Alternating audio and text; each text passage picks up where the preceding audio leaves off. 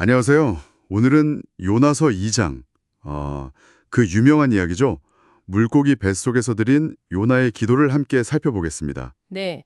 하나님의 명령을 피해서 도망가다가 결국은 아주 절망적인 상황에 처하게 되죠. 맞아요. 거대한 물고기 뱃속. 정말 상상하기 어려운 그런 캄캄하고 외로운 곳이었을 텐데요. 바로 거기서 그의 기도가 시작됩니다. 기도의 시작부터가 아주 인상 깊어요. 네, 그렇죠. 내가 받는 고난 때문에 여호와께 부르짖었더니 주께서 내게 대답하셨다. 이렇게 시작하잖아요. 심지어 수월의 뱃속, 그러니까 거의 죽음의 문턱에서 부르짖었는데도 주님이 들으셨다고 고백해요. 맞습니다. 소울의 뱃속, 정말 극한의 표현인데 거기서도 응답에 대한 확신이 느껴지는 게 놀랍죠. 요나는 자기가 처한 상황을 정말 생생하게 그리잖아요. 주님이 자기를 깊은 바닷속으로 던지셨다. 뭐 큰 물이랑 파도가 자기를 덮쳤다. 네. 물이 나를 영원까지 둘렀다. 기품이 나를 애웠었다. 또 바다풀이 내 머리를 감쌌다. 이런 표현들을 보면요. 아, 정말 그 당시 요나가 느꼈을 법한 어떤 숨막히는 공포, 완전한 절망감 같은 게 전해져 오는 것 같아요. 아, 정말 듣기만 해도 숨막히는 묘사네요. 그런데, 그런데 말이죠. 이 깊은 절망 속에서 요나의 시선이 좀 의외의 곳으로 향하는 것 같아요. 네, 바로 그 부분이 정말 중요합니다. 그 절망의 한가운데서 요나가 뭐라고 하냐면 내가 주의 눈앞에서 쫓겨났을지라도 다시 주의 성전을 바라보겠습니다. 라고 말하거든요. 아, 성전을요? 네. 몸은 지금 가장 깊고 어두운 곳, 어떻게 보면 죽음과 가장 가까운 곳에 있는데 그의 영혼, 뭐랄까 그의 의식은 하나님의 임재가 있는 곳, 바로 성전을 향하고 있다는 거죠. 와, 그러니까 육체는 심연에 있는데 영혼은 가장 거룩한 곳을 향한다. 정말 놀라운 대비인데요. 그렇죠.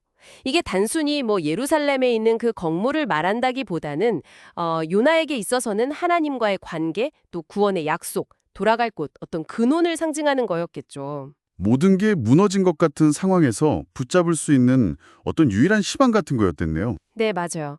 그래서 계속해서 자기가 산의 뿌리까지 내려갔다. 땅이 그 빗장으로 나를 오래도록 막았다. 뭐 이렇게 표현하면서 거의 죽음 직전까지 갔음을 보여주죠. 정말 이제 끝이다. 더 내려갈 곳도 없다. 이런 느낌인데요. 그런데 바로 다음 구절에서 분위기가 확 바뀌어요. 네, 극적인 반전이죠. 나의 하나님 여호와여, 주께서 내 생명을 구덩이에서 건지셨나이다. 이렇게 선언해버리거든요. 아니, 아직 물고기 뱃속인데 이건 어떻게 받아들여야 할까요? 벌써 구원받았다는 건가요? 아니면 아, 그게 참 중요한 질문인데요. 제 생각에는 문자적으로는 아직 위기 상황이지만 요나는 이미 영적으로는 구원을 경험하고 그것을 믿음으로 선포하고 있는 것 같아요. 영적인 구원의 경험. 네, 바로 뒤에 나오는 고백이 그걸 뒷받침해 주죠. 내 영혼이 내 속에서 피곤할 때에 내가 여호와를 생각하였더니 내 기도가 주께 이르러 싸우며 주의 성전에 미쳤나이다. 가장 지치고 힘들 때 그냥 여호와를 생각하는 것. 그 자체가 기도의 시작이었고 그게 하나님께 닿았다는 믿음의 표현이군요. 바로 그거죠. 절망 속에서 하나님을 기억하는 그 행위 자체가 이미 구원의 시작점일 수 있다는 겁니다. 와, 정말 깊은 의미가 있네요. 그리고 이어서 되게 흥미로운 대조가 나오잖아요. 거짓되고 헛된 것을 숭상하는 모든 자는 자기에게 베푸신 은혜를 버렸다. 네, 이 부분도 주목할 만합니다. 여기서 거짓되고 헛된 것은 아마 우상을 말하는 걸 텐데 그걸 쫓는 사람들은 하나님이 주시는 진짜 은혜, 헤세드라고 하죠. 그 귀한 것을 스스로 버렸다고 말해요. 스스로 버렸다. 네, 버렸다는 표현이 중요해요. 은혜는 이미 주어졌는데 그들이 선택해서 버렸다는 뉘앙스죠. 진짜 절박함 속에서 하나님을 찾는 것과 텅 빈 우상을 줬다가 결국 아무것도 얻지 못하는 삶? 그 차이를 아주 극명하게 보여주는 대목인 것 같습니다.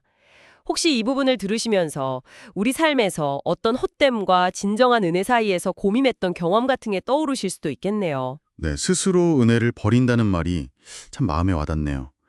그런 헛된 것들과 자신을 딱 분리시키면서 요나는 이제 감사의 제사 그리고 서원을 갚겠다고 다짐합니다. 그리고 마침내 이 기도의 클라이맥스, 핵심 선언이 나오죠. 네, 바로 그겁니다. 나는 감사하는 목소리로 주께 제사를 드리며 나의 서원을 주께 갚겠나이다. 구원은 여호와께 속하였나이다. 구원은 여호와께 속하였나이다. 히브리어로 예슈아타 라도나이인데요.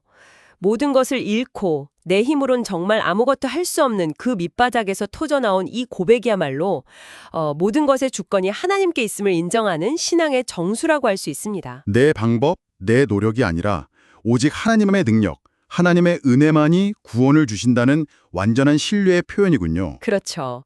그런데 더 놀라운 건 이 기도가 끝나자마자 어떻게 되죠? 네, 바로 여호와께서 그 물고기에게 말씀하심에 요나를 육지에 토하니라. 기도가 끝나기 무섭게 응답과 구원이 바로 이어져요.